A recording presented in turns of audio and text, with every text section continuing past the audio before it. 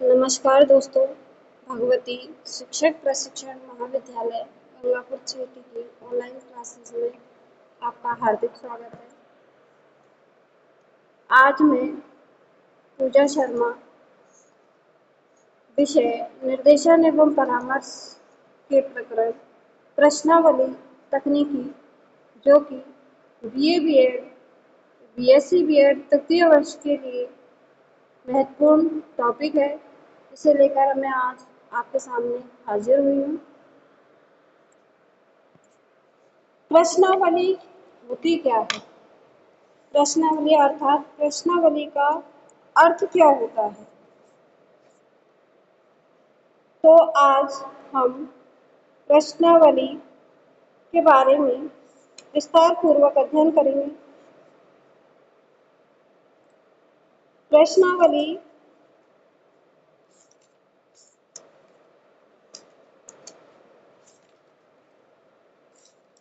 वास्तव में विभिन्न प्रकार के प्रश्नों की सूची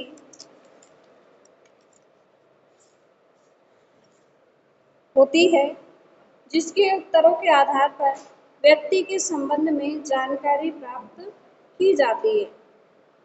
प्राय हम अपने दैनिक जीवन में देखते हैं कि एक व्यक्ति यदि प्रोफेसर बनना चाहता है तो दूसरा डॉक्टर, इंजीनियर अथवा वकील बनना पसंद करता है। इसी प्रकार विद्यालय में जहाँ प्रतीक को गणित, अनुभा को गृह विज्ञान, सोनल को संगीत और फराह को राजनीति शास्त्र पढ़ना अच्छा लगता है, वहीं सुशांत हर समय पिक्चर की ही बातें करता रहता है। मेघा उपन्यास व कहानियों में ही खोई रहती है। बालाहर को गप्पे मारना, हंसने हंसाने से ही फुर्सत नहीं मिलती है। इस दृष्टि से हम अनुभव करते हैं कि व्यक्ति में रुचि नाम की कोई वस्तु अवश्य होती है तथा जिसमें व्यक्तिगत विभिन्नताएं स्पष्ट परिलक्षित होती हैं। यदि व्यक्ति किसी कार्य के प्रति रुचि रखता है तो वह उस कार्य को अधिक सफलतापूर्वक एवं सरलता से पूरा कर लेगा।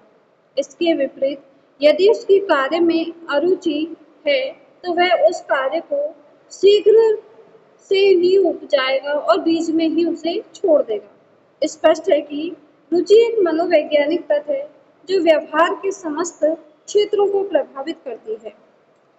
अब हम आगे पढ़ेंगे प्रश्नावली की परिभाषाएं, अर्थात कि कौन कौन से विद्वान ने किस किस तरीके से प्रश्नावली को परिभाषित किया है। पहली जो हमारी परिभाषा है वो है हमारी बोगार्ट्स के अनुसार। ये क्या कहते हैं? ये कहते हैं कि प्रश्नावली विभिन्न व्यक्तियों द्वारा उत्तर देने के लिए दी गई प्रश्नों की एक तालिका है, अर्थात प्रश्नावली का जो अर्थ होता है वो होता है प्रश्नों की आवली या प्रश्नों की माला। जब हम प्रश्न किसी व्यक्ति से पूछते हैं तो जो व्यक्ति है उन प्रश्नों का आंसर देता है। उनके लिए एक प्रश्नों की तालिका मतलब एक सारणी बनाई जाती है, उसे ही क्या कहते हैं? प्रश्नावली कहते हैं। ये परिभाषा है बोगार्ट्स के अनुसार। अगली हमारी जो परिभाषा है वो है वुड तथा हॉट के अनुसार।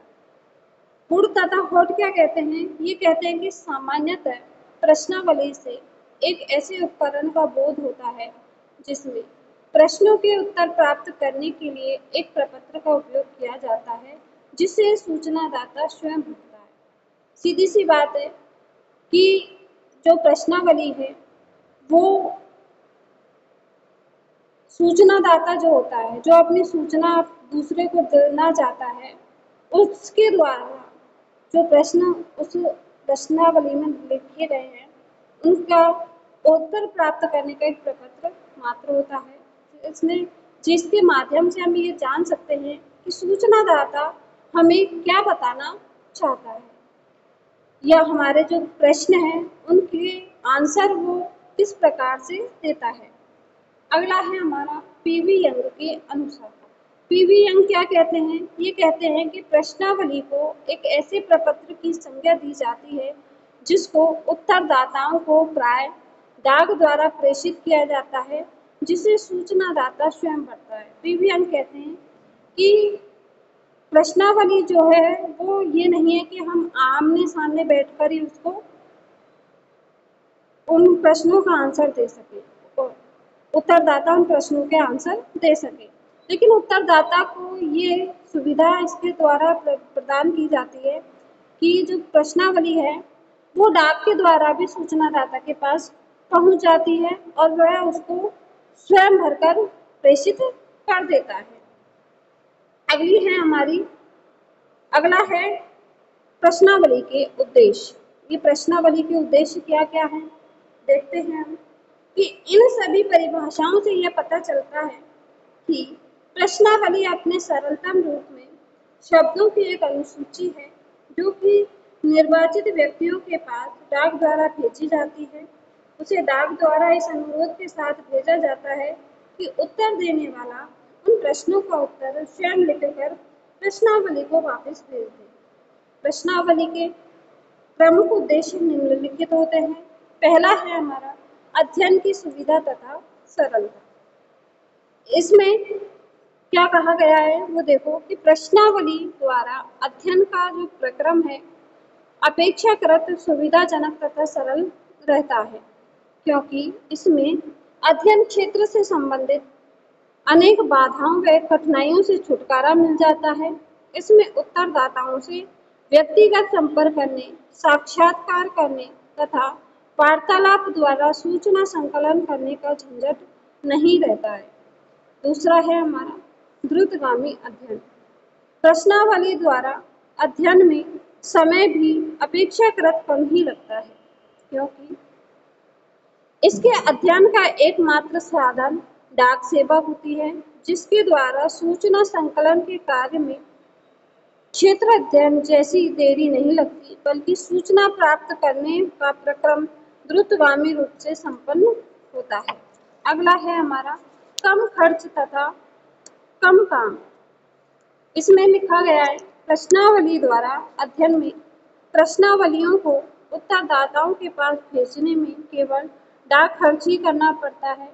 यह खर्च क्षेत्र अध्ययन के अंतर्गत क्षेत्र कार्यकर्ताओं, अध्ययनकर्ताओं व क्षेत्र पर्यवेक्षकों पर किए गए खर्च की अपेक्षा बहुत ही कम होता है।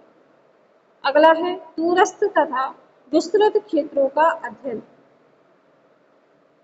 प्रश्नावली द्वारा दूर दूर के क्षेत्रों का अध्ययन सरलतापूर्वक किया जा सकता है, क्योंकि इसके अंतर्गत प्रश्नावली को डाक सेवा द्वारा दूर दूर के क्षेत्रों तक प्रेषित करने में कोई कठिनाई नहीं होती है। अपने कमरे में बैठकर अध्ययनकर्ता इस कार्य को सफलतापूर्वक संपन्न कर सकता है। अगला है हमारा व्यवस्थित तथा वस्तुपरक अध्ययन। प्रश्नावली द्वारा अध्ययन में एक निश्चित व्यवस्था तथा कठोर वस्तुपरकता निहित रहती है, क्योंकि इसमें प्रश्नों का स्वरूप, संरचना तथा संख्या निश्चित होती है। उनमें साक्षात्कार जैसी अनिश्चित स्थिति नहीं रहती है, जिसमें प्रश्नों के अनुक्रम में हेर फेर व परिवर्तन करने की निरंतरता संभावना रहती है। दूसरे प्रश्नावली के प्रश्नों के उत्तर सूचनादाता अपने ढंग से तथा अपने ही मन से देता है, अध्ययनकर्ता के व्यक्तिगत प्रभाव में आकर नहीं आता है। इसे अध्ययन में विशेषता वस्तुपरकता की सुविधा रहती है। अगला है हमारा प्रश्नावली के प्रकार। प्रश्नावली को दो प्रमुख आधारों में वर्गीकृत किया जा सकता है। नंबर 1 है संरचना के आधार पर और नंबर 2 है प्रश्नों की प्रकृति के आधार पर। तो पहला है हमारा संरचना के आधार पर, वो है हमारी संरचित प्रश्नावली और असंरचित प्रश्नावली। अब देखते हैं हम कि संरचित प्रश्नावली होती क्या है। श्रीमती पीवी यंग ने लिखा है कि संरचित प्रश्नावली वह होती है जिसमें कि निश्चित ठोस तथा पूर्व निर्धारित प्रश्नों के अतिरिक्त ऐसे आवश्यक सीमित प्रश्न भी रहते हैं जो अपर्याप्त उत्तरों के स्पष्टीकरण करने या विस्तृत उत्तर पाने के लिए आवश्यक होते हैं। प्रश्नों का प्रकार चाहे प्रतिबंधित हो या अप्रतिबंधित हो, यह बात महत्वपूर्ण है। उन प्रश्नों को पहले से ही न कि साक्षात्कार के दौरान लिखित रूप से दे दिया जाता है। इस प्रकार की प्रश्नावलियों का उद्देश्य विस्तृत अध्ययन क्षेत्र में से प्राथमिक सूचनाओं का संकलित सूचनाओं का पुनः परीक्षण होता है।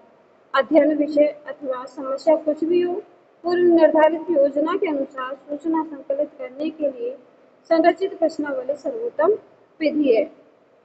दूसरी हमारी असंरचित प्रश्नावली। ये असंरचित प्रश्नावली को परिभाषित करते हुए श्री केप्ट कहते हैं, इसमें वे निश्चित विषय क्षेत्र सम्मिलित होते हैं जिनके संबंध में साक्षात्कार की अवधि में सूचना प्राप्त करनी होती है, परंतु प्रणाली में साक्षात्कारकर्ता प्रश्नों के स्वरूपों में व क्रम आदि के विषय में प्राय स्वतंत्र होता है।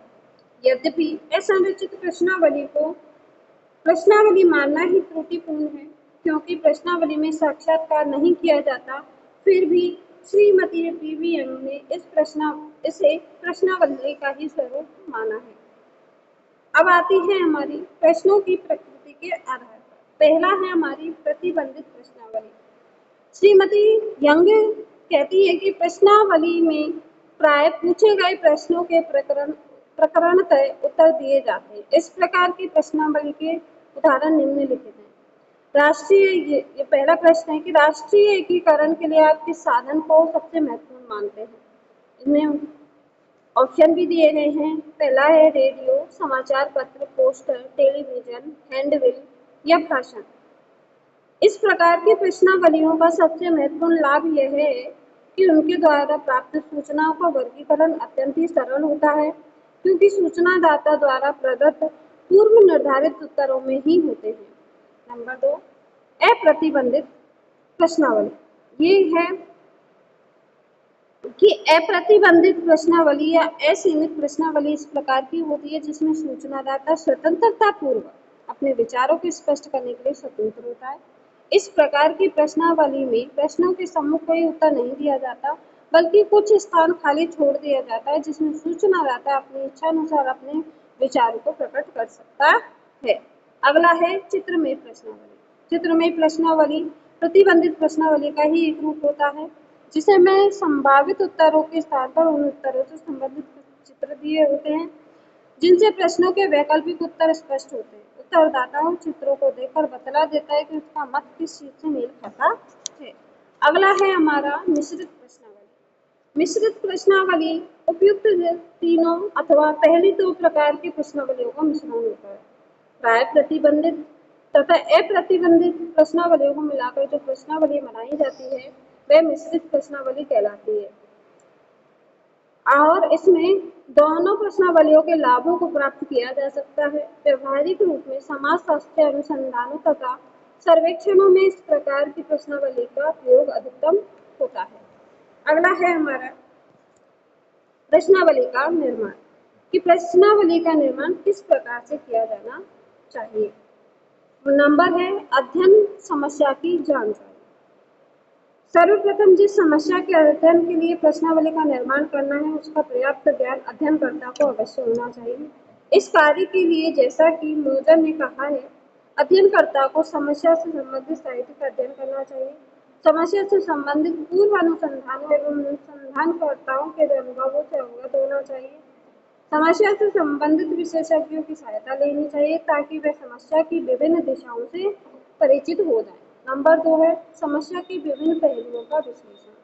अध्ययन समस्या के संबंध में विस्तृत ज्ञान अर्जित करने पश्चात अनुसंधानकर्ता को अपने अध्ययन के विषय के विभिन्न पहलुओं का विश्लेषण करना चाहिए तथा अपनी अध्ययन समस्या को सीमित करना चाहिए। अगला है हमारा सूचनादाताओं का चुनाव। प्रश्नावली का निर्माण करने से पूर्व सूचनादाताओं अथवा अध्ययन क्षेत्र का निर्धारण कर लेना अत्यंत ही आवश्यक है, क्योंकि प्रश्नावली का आकार, रचना की भाषा इत्यादि सभी कुछ सूचनादाताओं की प्रकृति पर निर्भर करता है। प्रश्नावली सूचनादाता द्वारा स्वयं बिना अध्ययनकर्ता की सहायता से भरी जाती है। इसके लिए उसके प्रश्नों, आकार इत्यादि का प्रभाव प्राप्त होने वाले उत्तरों की संख्या पर पड़ता है। अगला है प्रश्नों का निर्माण। अनुसूची निर्माण के संदर्भ में हमने अनेक प्रकार के प्रश्नों का उल्लेख किया था। उन सभी प्रकार के प्रश्नों का उपयोग प्रश्नावली में किया जाता है। यहाँ हम केवल उन सावधानियों का उल्लेख करेंगे जिनका प्रश्नावली के लिए प्रश्नों का निर्माण करते समय ध्यान रखना अति आवश्यक है। नंबर 1 है, प्रश्न सरल एवं स्पष्ट होने चाहिए। अस्पष्ट प्रश्न नहीं होने चाहिए। सांख्यिकी विवेचन योग्य प्रश्न उसमें होने चाहिए। अगला है, व्यक्तिगत प्रश्न भी उसमें होने चाहिए, निर्देशक प्रश्न भी उसमें होने चाहिए। कम प्रश्नों की जो संख्या है वो कम होनी चाहिए। अगला है हमारा, वो है प्रश्नावली का भौतिक पक्ष। प्रश्नावली उत्तरदाता के पास डाक द्वारा भेज दी जाती है और वह स्वयं ही उसमें उत्तरों को भरता है। अतः प्रश्नों की भाषा, प्रकार, प्रकृति इत्यादि के अतिरिक्त प्रश्नावली की सफलता इसके भौतिक पक्ष पर भी आधारित होती है। भौतिक पक्ष के संबंध में उल्लेखनीय है कि प्रश्नावली का आकार, प्रयुक्त कागज, रंग, छपाई इत्यादि उचित होने चाहिए। संक्षेप में हम कह सकते हैं कि अपने बाह्य स्वरूप में प्रश्नावली इतनी आकर्षक होनी चाहिए कि उत्तरदाता इसे पढ़ने के लिए प्रेरित हो जाए। अगला है हमारा प्रश्नावली के लाभ। पहला जो लाभ है वो है समय और लागत की बचत। अर्थात प्रश्नावली तकनीकी का उपयोग करके शोधकर्ता बड़े पैमाने पर डेटा एकत्र कर सकते हैं और कम समय और लागत में डेटा एकत्र कर सकते हैं। दूसरा है आंकड़ों का विश्लेषण। प्रश्नावली तकनीकी के माध्यम से एकत्र किए गए डेटा का आसानी से विश्लेषण किया जा सकता है। अगला है आत्मनिष्ठता। प्रश्नावली तकनीकी उत्तरदाताओं को अपने विचार और प्रतिक्रिया व्यक्त करने का एक अवसर प्रदान करती है। अगला है विभिन्न प्रकार के उत्तरदाताओं से डेटा प्राप्त करना। प्रश्नावली तकनीकी का उपयोग विभिन्न प्रकार के उत्तरदाताओं जैसे कि शिक्षित और अशिक्षित, शहरी और ग्रामीण से डेटा प्राप्त करने के लिए किया जा सकता है। आगे है प्रश्नावली तकनीकी के नुकसान। प्रति उत्तर दर की कम हो सकती है। कुछ उत्तरदाता प्रश्नावली को भरने में रुचि नहीं लेते हैं या समय के अभाव के कारण प्रश्नावली नहीं भरते हैं। दूसरा है अशुद्धता। उत्तरदाता प्रश्नावली को गलत या अधूरा भर सकते हैं। अगला है अनुवाद की समस्या। यदि प्रश्नावली का अनुवाद सही से नहीं किया जाता है तो उत्तरदाता प्रश्नों को गलत समझ सकते हैं और उन प्रश्नों का आंसर या उत्तर गलत दे सकते हैं। संकोची और अंतर्मुखी उत्तरदाताओं के लिए उपयुक्त नहीं। संकोची या संकोच करने वाले या थोड़ा सोच विचार कर बोलने वाले अंतर्मुखी व्यक्तियों के लिए ये प्रश्नावली उपयुक्त नहीं है। धन्यवाद। आज की क्लास आपको कैसी लगी? इसके लिए आप हमारे चैनल को देखते रहिए।